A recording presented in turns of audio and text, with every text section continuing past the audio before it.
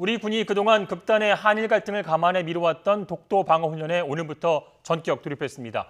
이번 훈련은 한일 군사정보보호협정 종료를 선언한 지 사흘 만에 실시되는 것으로 훈련 규모가 대폭 확대된 것으로 알려졌습니다.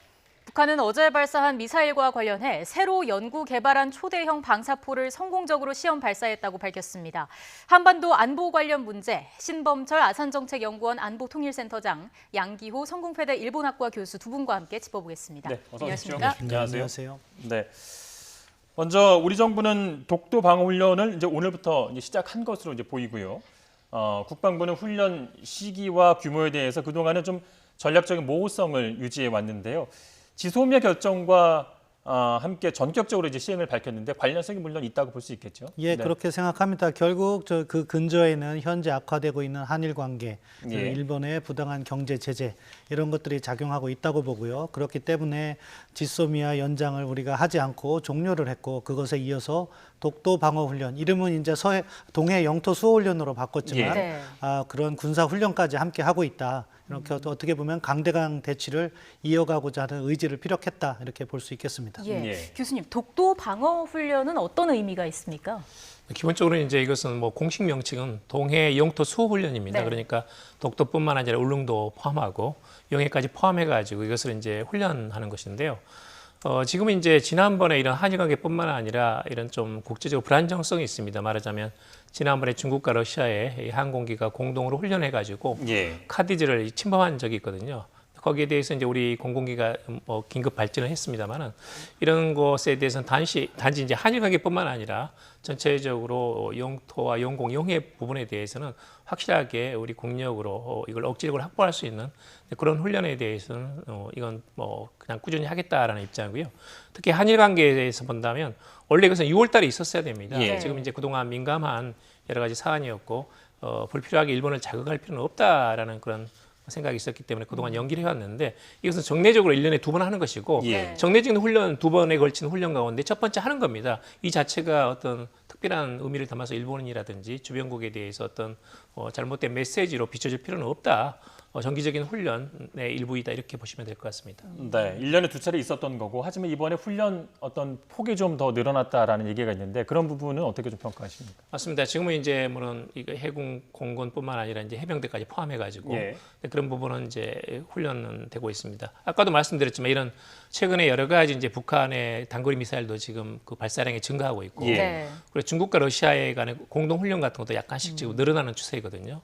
또 이 독도 문제에 대해서는 역시 우리가 국제법적으로, 지리적으로 또 역사적으로 우리의 고유 용태이기 때문에 이 부분을 수호한다는 것에 대해서는 분명하게 일본국뿐만 아니라 주변국에 대해서도 메시지를 던져야 됩니다. 예. 그런 점에서는 그런 그 정부의 단호한 의지가 잘 드러난 그 훈련이다 이렇게 보시면 될 것 같습니다. 예. 네. 지금 또 일본이 또다시 반발을 할 수 있는 상황입니다. 지소미아 종료 결정 이후에 또 다른 어떤 조치가 나올지 이런 것도 지금 관심을 끌고 있는 상황 아니겠습니까? 이제 뭐 지소미아 관련한 일본의 대응은 사실 조금 더 교묘하고 어떻게 보면 조용히 압박해 올 거라고 생각했는데요. 우리 독도 문제, 뭐 동해 영토 수호 훈련이라고 이름은 바꿨지만 일본은 부당하게도 자기들 영토라고 이렇게 주장을 하고 있으니까 네. 이 문제는 일본이 조금 더 부각시킬 가능성이 있다. 그러니까 뭐 자기들 선박을 보낸다던가 이렇게 하려는 움직임이 있을 것이기 때문에 그런 식의 행동을 예단하기 위한 외교적 노력, 결국 뭐 이것을 자극하지 않도록 미국을 통해서 설득하는 노력이 필요하다고 생각합니다. 네, 뭐 아직까지는 일본의 공식적인 대응은 나오지 않고 있는 것으로 확인되고 있고요. 북한 미사일 문제로 좀 넘어가 보겠습니다. 지소미아 연장 종료 결정 이틀 뒤 그러니까 어제 북한이 다시 탄도미사일을 쐈는데 한미 군사 훈련이 진행될 때는 그래도 어느 정도 우리 정부도 이해하는 분위기였는데요. 한 그 군사 훈련이 끝났는데 계속 이렇게 무력 시위를 하고 있는 이유 어떻게 좀 보십니까? 사실 이제 북한에서는 그동안 이제 지난번에 판문점에서의 남북미 3자 회동이 있었고 거기에서 이제 실질적인 3차 북미 정상회담이 있지 않았습니까? 네. 예. 그 이후로 이제 이 북미 간의 실무적인 이런 그 협상이 진전될 거라고 예상을 했었는데 지금은 이제 본격적으로 재개되지 않은 상태이거든요.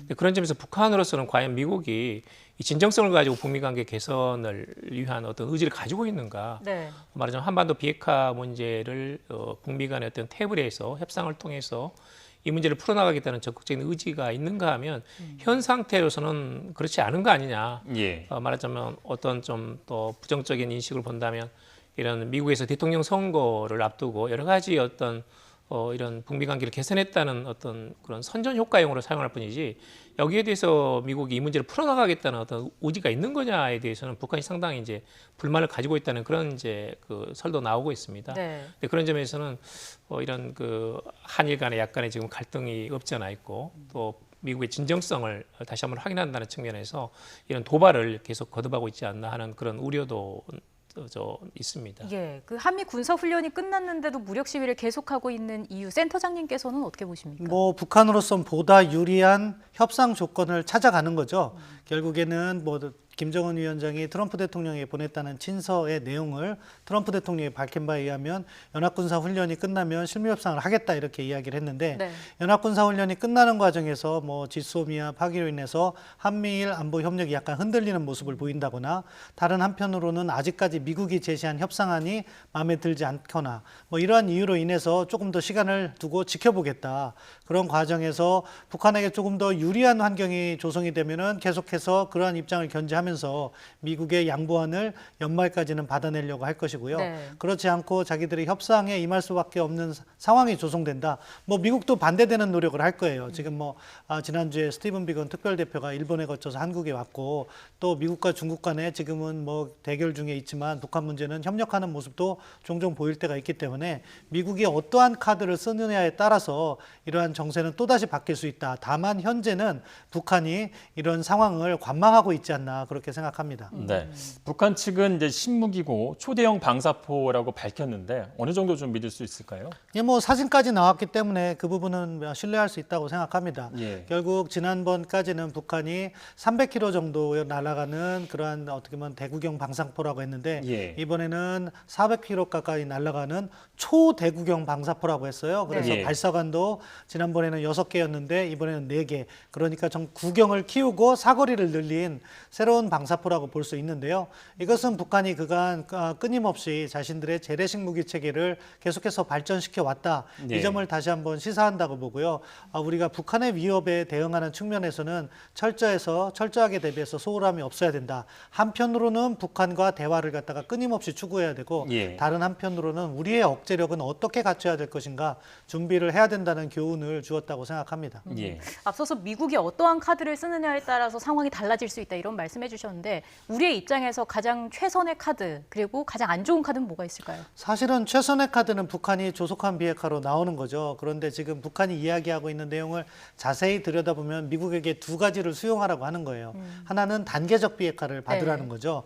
자신들이 이제 포괄적 합의 같은 걸 하지 않고 살라미처럼 나눠서 접근하는 단계적 비핵화를 받고 거기에다가 더해서 제재 완화를 초기에 붙여라는 겁니다. 미국이 사실 단계적 비핵화를 부분적으로 수용한다는 이 메시지를 던졌어요. 6월 30일 그러니까 판문점 정상회동 이후에 돌아오는 비행기에서 중간 단계로서 동결거래 같은 걸 이야기를 한 적이 있거든요. 그런데 그 동결거래의 조건에 제재 완화는 포함되지 않았어요. 네. 그러니까 북미 관계 개선이라든가 평화 체제 노력 더하기 인도적 지원만을 이야기했거든요. 근데 그것으로는 북한이 만족할 수 없다. 이러한 메시지라고 보고요. 결국 미국을 계속해서 압박하는 건데 우리에게 최악의 상황은 뭐냐? 그런 거래가 잘못하면 북한의 비핵화로 가는 것이 아니라 핵보유로 갈 수 있다는 거죠. 예. 따라서 비핵화 부분만큼은 양보할 수 없다는 점을 분명히 하고 그렇기 때문에 포괄적 합의라든가 이런 부분은 우리가 얻어내고 제재 완화는 북한의 비핵화 조치에 따라서 조금씩 유연하게 접근하는 그것이 현실적인 대안이다. 다만 지금 북한의 행보 자체는 비핵화보다는 핵보유를 하려는 것이 아닐까 하는 문제의식은 가지고 있어야 된다고 생각합니다. 네. 예, 시기적으로 이번 북한의 미사일 발사가 또 의미가 있는 것이 지소미아 연장 종료 결정 이후에 과연 이 두 나라 간의 군사정보 교류가 이제 안 되는 상황에서 어느 나라가 먼저 정보를 좀 빨리 알아차리냐인데 일본 언론은 일본이 26분 먼저 알았다 이렇게 얘기를 하고 있거든요. 뭐 한 차례 어떤 예지만 일본의 어떤 정보력이 우리보다 빠르다 이렇게 좀 볼 수 있을까요? 어떻게 보십니까? 빠르다고는 생각하지 않습니다. 예. 왜냐하면 레이더의 위치를 고려할 때 먼저 파악하는 것은 우리라고 생각합니다. 예, 예. 다만 그것을 대국민 발표를 함에 있어서 일본이 서둘러 했다는 거죠. 예. 그것은 일본이 지소미아 파기로 인해서 자신들의 안보가 흔들리지 않는다는 점을 보여주기 위해서 의도적으로 빨리 했다는 거라고 보고요. 예. 레이더의 위치라든가 정보력을 보면 우리도 절대 뒤지진 않는다. 다만 서로가 갖지 못한 정보가 있기 때문에 지소미아가 있다면 서로 보완해서 보다 높은 수준의 정보력을 유지할 수 있다. 저는 예. 그렇게 생각합니다. 예. 자, 지소미아 종료에 대해서 좀 더 구체적으로 얘기를 해보겠습니다. 우리 정부가 지난 22일에 지소미아를 종료하겠다고 밝혔고요. 일본 정부는 즉각 반발 의사를 표명했습니다. 아베 총리가 한국이 양국 간의 신뢰를 훼손하는 일을 계속하는 게 유감이다. 이렇게 얘기를 했는데 일본도 좀 예측하지 못했던 상황이라고 볼 수 있을까요? 저는 이제 마지막 지점에서는 거의 알았을 거라고 봅니다. 그러니까 사실 이 지소미아를 재연장할 것인가 말 것인가에 대해서는 지금 한국하고 미국 쪽에 NSC 측이 간에 7번, 8번에 걸쳐가지고 실시간 대화를 했거든요. 네. 예. 그런 점에서는 미국 측이 일본 측으로 통보를 했을 거라고 보고 있고요. 22일 날 오전에 늦게 돼가지고 일본 측에서 2번이나 지소미아를 연장하는 것이 바람직하다는 이제 스가 관방장관 예. 이와야 방위 대신에 발언이 나왔기 때문에 그 상태에서는 일본이 이미 인지했을 가능성이 있습니다. 네. 그런 점에서 그런 반응이 나오지 않았을까 하는 생각이 듭니다.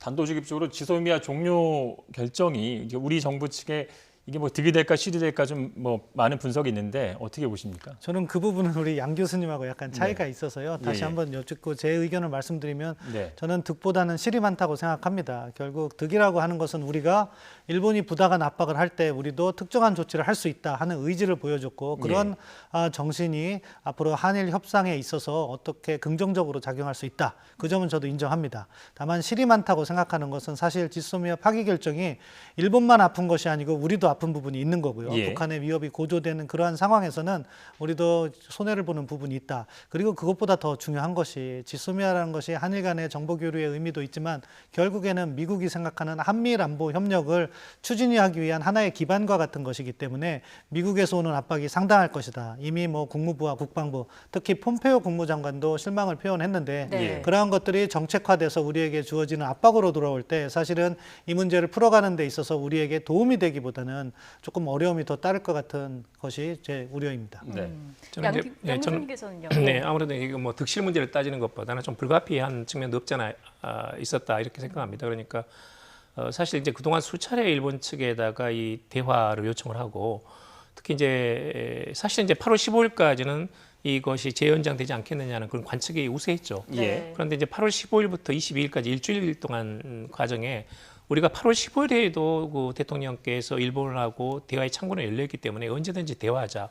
또 우리 정부도 이제 원 플러스 원 강제징용 해법을 둘러싸고 양국 정부의 기업 플러스 알파 해가지고 한국 정부의 예. 추가적인 조치도 가능하다는 것을 수차례 이렇게 일본 측에 신호를 보냈고 네. 또 사실은 이제 8월 15일 날 광복절 당일에도 이제 일본에다 특사를 보내서 설득을 했거든요. 미리 이제 내용을 알려줬다고 예. 그러죠. 근데 그 이후에 이제 그런 그 외교장 간 회담 같은 것도 마찬가지입니다만 베이징에서 열렸던 뭐 일본 측이 모든 제안을 전부 다 거절을 하고 있거든요. 네. 그런데다가 일본 측이 지금 수출 규제하고 그리고 백색 국가에서 제외한 가장 중요한 이유는 안보상의 이유입니다. 안보상의 이유로 신뢰할 수 없다는 건데 안보상의 이유로 신뢰할 수 없는 국가가 어떻게 특별 보호하는 그런 정보 협정을 서로 교류를 합니까? 이거 자체가 자가당착적인 사안이고 일본 예. 측에서 먼저 파기해야 맞는 거 아니겠습니까? 네. 근데 그런 점에서는 신뢰를 자꾸 훼손하고 있다고 그러는데 어느 쪽이 신뢰를 훼손하고 있는지는 일본 측도 좀 자기 스스로를 되돌아볼 필요가 있다라고 봅니다. 예. 어쨌든 간에 이것은 한일 간에 이런 그 지금 말하자면 대화가 부족인 상태고 네. 여기에 대해서 대화를 통해서 풀 수 있고 사실은 제가 보기로는 강제징용 해법도 한일 양국 정부가 의지만 있다면 풀어나갈 수 있거든요. 근데 이것을 일본 측이 지금 방기하고 있는 것이 문제이고 거기에 대해서 주권국가로서 한국 정부가 취할 수 있는 조치를 취했다고 봅니다. 제가 더 말씀드리자면 이 티사 한미일 간의 정보 공유 협정이 있는데 예. 이것으로도 운영을 할 수 있습니다. 사실은 이제 물론 이제 일본 측이 우리가 가지고 못한 정보를 가지고 있고 우리도 이제 일본이 가지지 못한 정보를 가지고 있는데 근데 그것은 말하자면 티사를 운영해서 보완해갈 문제라고 봅니다. 올해가 3.1운동 또 상해 임시정부 100주년이고 여기서 그렇게 수많은 대화를 요청을 하고 일본이 적반하장식으로 이런 무역 제재를 가지고 사죄 보상하고 이 뒤통수를 치는 행위라는 것은 너무 부적절하다. 그런 면에서는 최소한의 주권 국가로서 자존심이 있는 거 아니냐. 그런 여러 가지 복합적인 종합적인 상황에서 정부의 판단이 있었다라고 봅니다. 예. T사의 어떤 뭐 그 객관적인 한계에 대해서 어떤 얘기를 해볼 것 같고요, 해봐야 될 것 같고요. 이런 질문 한번 던져보고 싶습니다. 정부 고위 관계자가 연장을 했더라도 일본이 파기할 가능성이 있었다 이런 얘기를 또 한 것 같고요. 또 28일이 백색 국가 이제 배제 조치가 시행되는 날이기 때문에 이 시행된 이후에 우리가 이거를 종료를 결정한 모양새가 이상해지지 않느냐 이런 의견도 있거든요. 뭐 그 두 가지 저는 별로 설득력이 없다고 생각합니다. 네. 일본이 파기할 가능성이 있다고 하면은 일본이 파기하게 놔뒀어야죠. 그럼 미국의 비난의 화살이 어디로 가겠습니까? 일본으로 가는 거죠. 그게 바로 외교적 지혜인데 네. 그 부분에서 우리가 실수를 했다고 생각합니다. 아무튼 뭐 우리 정부 입장에서는 정당성이 있다 이렇게 이야기하는 거고 양기호 교수님 설명하신 부분은 저도 동의하는 부분이 있습니다. 다만 그 이전에 작년 11월부터 올해 5월까지 일본이 강제징용의 해법과 관련해서 교섭 요구를 했을 때 우리가 그때 그것을 풀어갔으면 그 이후에 지금 상황을 예방할 수 있지 않았나 하는 부분이 저의 아쉬움이고요. 네. 현재 상황에서는 뭐 티사 말씀을 아까 하셨는데 예. 티사로는 약간 부족함이 있어서 지소미아를 만든 거거든요. 예. 티사는 법률적 효력이 있는 것이 아니라 약정 수준이기 때문에 정보를 비밀 정보를 직접 줄 수 없다고 해서 지소미아를 만든 겁니다. 그렇기 예. 때문에 한계가 있다는 점. 그리고 그것을 보완하기 위해서 지소미아를 만든 건데 앞으로의 해법은 티사만으로 약간 부족하니까 지소미아가 뭐 11월 22일까지 사실은 한일 관계가 개선된다면 우리가 약간의 변동의 여지는 있다고 생각해요. 그렇게 해서 지소미아를 살려가는 것도 하나의 카드라고 생각합니다. 네. 미국의 반응도 좀 짚어보겠습니다. 앞서 센터장님께서 잠깐 언급을 해주시긴 했습니다만은 폼페이오 국무장관을 비롯해서 그 미 국방부에서는 우려와 실망감을 좀 드러내고 있습니다. 이런 반응 어떻게 볼 수 있을까요? 예, 뭐 우리 정부의 입장과 같이 그러니까 뭐 처음에는 미국이 이해한다고 했지만 그 다음에 실망을 표현한 거죠. 네. 그건 뭐냐? 미국에서는 뭐 우리 정부하고 이렇게 여러 차례 이렇게 의견 소환을 할 때, 의견 소통을 할 때 반대 입장을 필요했던 것 같아요. 그럼에도 불구하고 한국이 이것을 반대하니까 그것에 대한 미국의 입장을 정리해서 발표한 겁니다. 그러면은 이제 실망과 우려인데 그것도 앞에 스트롱이라는 강한 실망이라고 표현한 것은 반작용이 있다는 것을 시사합니다. 네. 그러니까 미국이 이게 국제관계라는 것은 결국 힘의 논리가 작용하는 것이고 미국이 예. 한국이 미국의 입장을 들어주지 않았기 때문에 그것에 대한 미국 나름대로의 외교적 행보가 있을 것이다. 우리는 그것까지 이제 대비를 해야 되는 상황이라고 생각하고요. 네. 그렇기 때문에 현재 뭐 방위비 분담금이라든가 호르무즈 파병이라든가 그밖에 전작건전한 또는 북핵 문제에 있어서까지 여러 가지 한미 간의 쟁점이 될 수 있는 이슈들에 있어서 미국의 압박이 더 세질 것이다. 그 부분은 우리가 미리 대응을 하면서 이렇게 지혜롭게 풀어가야 되고 다른 한편으로는 이 문제를 풀면 돼요. 또 이 문제가 막혀 있는 문제가 아니고 영원히 예. 고착화되는 문제가 아니기 때문에 제가 생각하는 해법은 결국 강제징용 문제와 관련한 우리의 나름대로의 안을 가지고 예. 그 안이 미국이 듣기에 뭐 어느 정도 합리적이다 생각하면 그걸 매개로 해서 다시 일본을 압박하는 우리 양 교수님께서 말씀하신 것처럼 일본이 지금 대화를 거부하고 있다면은 그것은 미일 관계의 마찰 요인입니다. 예. 그 부분을 우리가 파고들면서 이 문제를 함께 풀어가야 된다. 이것이 장기적으로 이렇게 진행될 때는 우리가 입는 손해가 더 크다는 점을 정부가 신중히 고려했으면 합니다. 예. 미국이 예상보다 좀 강한 반발을 해서 또 미국과의 충분한 사전 교류가 없었던 게 아니냐는 그 비판이 일자 우리 정부는 또 이 부분을 해명을 했습니다. 함께 들어보고 오겠습니다. 정부는 이번 한일 갈등 문제를 비롯하여 한일 지소미아 문제에 대한 검토 과정에서 미국과는 수시로 소통을 했고 특히 양국 NSC 간에는 매우 긴밀하게 협의를 했습니다. 네, 뭐 많은 말들을 사실 했는데 김현종 국가안보 2차장은 미국 입장에서 좀 실망하는 거는 뭐 당연할 수 있고 그동안 긴밀하게 협의해 왔다라고 얘기를 했습니다. 어느 정도 미국 측의 어떤 반발은 예상했다라고 볼 수 있습니까? 어떤 주권 국가든 간에요. 예. 국익이 최고입니다. 국익이 가장 중요한 것이고 자기 입장은 다 있는 겁니다. 지금 사실은 호르무즈 해협, 그다음에 우리 신 박사님 말씀하셨지만 앞으로는 중거리 미사일 INF라 해가지고 배치 문제도 이야기가 되고 있거든요. 예. 또 이제 $50억 추가 주둔군의 미군 주둔의 비용이라든지 이런 것들이 나오고 있습니다. 또 사실은 이제 한미 동맹은 강구하고 이 과정에서 많은 소통이 있었습니다. 그런 점에서는 우리 입장이라는 것이 언제까지 이런 말을 하자면 끌려다닐 수는 없는 거거든요. 자국의 어떤 국가의 이익 또는 국익 체제라는 것이 있는 것이고, 특히 우리로서는 신한반도 체제, 한반도 비핵화를 통해 가지고 동북아에 있어서 이런 지구상에 남아 있는 마지막 냉전 체제, 이런 모순 체제를 극복해야 되는 우리는 당선자 입장이기 때문에 네. 우리는 우리가 필요한 입장은 발신을 해야 된다고 봅니다. 기본적으로 지금 미국에서 어떤 한미일 안보 협력은 중요하지만, 물론 그 자체는 우리가 존중해 나가야 되지만, 한미 동맹이라든지 이런 부분들을 좀 부수적인, 말하자면 미국이 일본이 주도하는 인도 태평양 전략이라든지 또는 신냉전 체제 하에서 말하자면 한국의 국익이 이것이 소멸되지는 않다면 적어도 약화되는 예. 그런 것에 대해서는 우리는 그건 용납할 수 없는 거죠. 거기에 대해서는 분명한 우리 측의 어떤 입장을 밝혀야 된다라는 생각이 듭니다. 예, 예. 그 한미 동맹을 한 단계 발전시키는 계기가 될 것이다. 이런 말에 대해서는 어떻게 보시는지요? 그냥 외교적 레토릭이라고 생각합니다. 지금 한미 관계가 이제 안 좋은 상황으로 접어드니까 예. 정부 입장에서는 국민들께 양해를 구하는 과정에서 나온 말이라고 생각하고요. 우리 정부 내부적으로는 저도 뭐 정부에 있어서 잘 알고 있지만 워싱턴이나 이런 쪽의 전문을 통해서 이미 그쪽의 여론이라든가 문제점 다 인식하고 있을 거예요. 다만 이제 중요한 것은 국민들은 안심시키는 조치를 하겠지만 이 문제를 실질적으로 풀어가는 노력은 정부가 해야 된다. 네. 그 문제 해법은 앞서 말씀드렸기 때문에 반복하지 않겠지만 현상을 정확하게 보는 것이 지금 가장 필요한데, 양 교수님께서 북한 문제를 말씀하셨기 때문에 연계해서 말씀드릴게요. 예.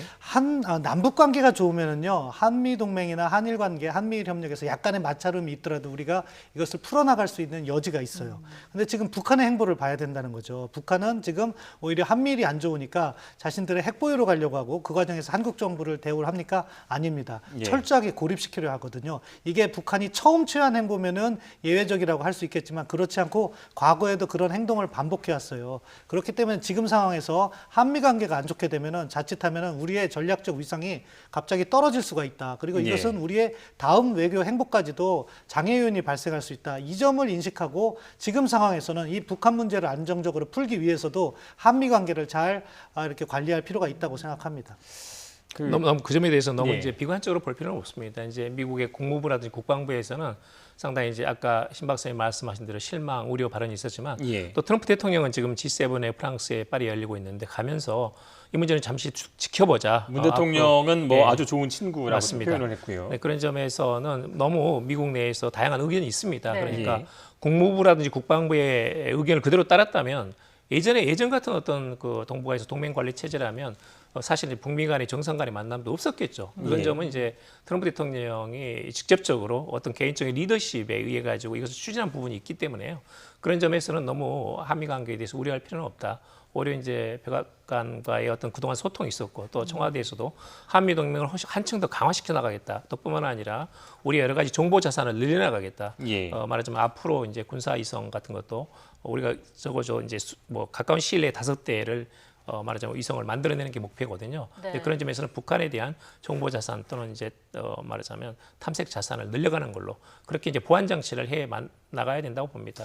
뭐 이런 질문 한번 드려보고 싶은데요. 우리 정부 입장에서 아무리 좀 이제 일본 측의 반응이 그렇다 하더라도 지소미아가 정말 중요했다면 쉽게 이렇게 연장을 포기하지는 않았을 것 같은데, 그래도 좀 믿는 구석이 있지는 않을까 하는 생각도 듭니다. 지소미아를 대체할 만한 방법들, 아까 이제 T사도 말씀해 주셨는데 어떤 방법이 좀 있을까요? 사실 정보라는 것은요, 지소미아가 없고 일본으로부터 우리가 뭐 위성 정보라든 걸 받지 않더라도 예. 우리가 한미 동맹만 굳건하면은 충분히 저는 지킬 수 있다고 생각합니다. 예. 결국 북한의 군사 능력이라는 것은 핵 능력이라는 비대칭 능력이 있기 때문에 우리가 예. 위협을 느끼는 것이고, 네. 재래식 전력은 우리가 우위에 있고 핵 능력을 포함해도 한미 동맹만 잘 관리된다면은 전혀 문제 없다고 생각해요. 근데 이 지소미아가 이게 가지고 있는 개념이 복잡한 게 예. 단순히 군사 정보의 교류 문제로 국한되는 게 아니기 때문이라는 거죠. 그렇기 때문에 한미 관계, 한미 동맹에 있어서의 균열 요인이 발생할 수 있기 때문에 그거를 관리한다는 차원에서 제가 그렇게 말씀드린 거고요. 예. 이제 우리가 이 상황에서 북한의 위협에 대응하기에는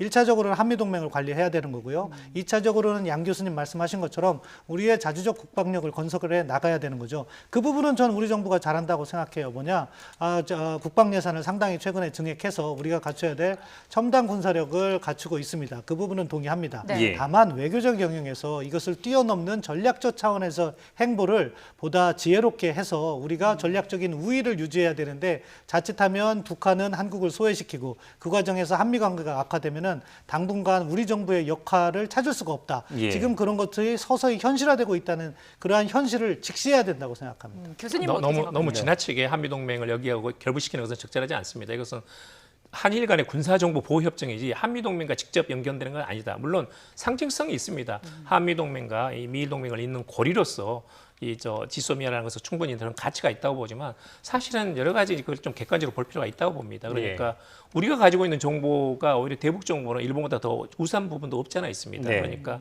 이런 말하자면 처음에 미사일을 발사할 때 지점이라든지 시간이라든지 네. 또는 탄도의 각도, 이런 것들은 우리가 훨씬 더 우수합니다. 반면에 이제 일본의 경우에는 이제 이것이 미사일이 떨어지는 탄착 지점이라든지 예. 사거리, 이런 부분에 대해서는 일본이 좋은 정보를 가지고 있거든요. 근데 그것은 이제 서로 교류하는 거지만, 예를 들면 우리가 지금 여러 가지 휴민트, 북한에서 탈북자들 포함해 가지고 여러 가지 우리가 가지고 있는 정보라든지 예. 또는 이제 이런 평양에서 휴전선까지의 북한의 부대들의 이동 부분에 대해서는 우리가 훨씬 우위를 가지고 있거든요. 네. 그러니까 지금의 정보 체계로서는 한미 동맹하고 한국이 가지고 있는 정보 체계만으로도 충분히 추가를 한다면, 그건 말하자면 정찰 위성이라든지 또는 여러 가지 정찰기의 추가라든지 이런 부분으로 저는 충분히 커버해 나갈 수 있다고 봅니다. 물론 이제 상식성에 대해서는 저도 이제 이번에 재연장 안 된 것은 안타깝다고 생각을 하지만, 이것은 여러 가지 주권 국가로서 여러 가지 다양한 외교적인 측면을 검토해서 네. 이번 결정이 나온 것이지, 단순하게 정부 차원으로 한다면 말씀대로 정부는 많을수록 좋은 거죠. 그렇지만 정부가 어떤 국가의 최종적인 외교 목표가 될 수는 없는 거고, 네. 모든 것은 주권 국가에서의 외교 정책이 있는 것이고 그 하위 변수로서 정보가 있는 거니까요. 이런 전략과 전술과 정보라는 것을 너무 말하자면 혼동할 필요는 없습니다. 또 이거 자체는 어디까지나 한일 간의 군사정보 보호 협정이지 네. 한미 동맹의 어떤 직접적인 타격을 주는 건 전혀 아닙니다. 우리가 네. 지소미아 종료를 공식 통보를 했습니다. 이제 공은 일본에 넘어갔다고 볼 수 있을까요? 아니요, 일방이 파기하기로 이렇게 또 종료하기로 이렇게 통보를 하면 종료가 되는 겁니다. 네. 그걸 일본이 다시 뭐 요청하든 안 하든 우리가 종료를 통보했기 때문에 11월 23일 0시를 예. 기준으로 이제 파기가 되겠죠. 물론 그 과정에서 한일 관계가 개선되고 예. 우리 정부가 그것을 철회하겠다 하면은 뭐 일본이 거기에 동의하면은 다시 지소미아는 유지될 수 있다고 보는데, 현재로서는 지소미아는 11월 23일 날 종료되게 되어 있는 겁니다. 네, 잠시만요. 속보가 하나 들어와서 전달을 해드리고 이어가도록 하겠습니다. 일본 정부가 우리 해군의 독도 방어 훈련에 대해서 항의하면서 중지를 요구했다고 일본 언론이 보도했습니다.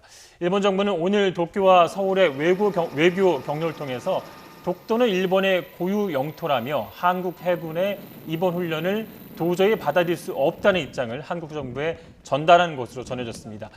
일본 정부는 또 극히 유감이라면서 훈련 중지를 강력히 요구한다고 항의했다고 일본 언론은 전했습니다. 네, 독도 방어 훈련 오늘부터 내일까지 이틀에 걸쳐 실시가 됩니다.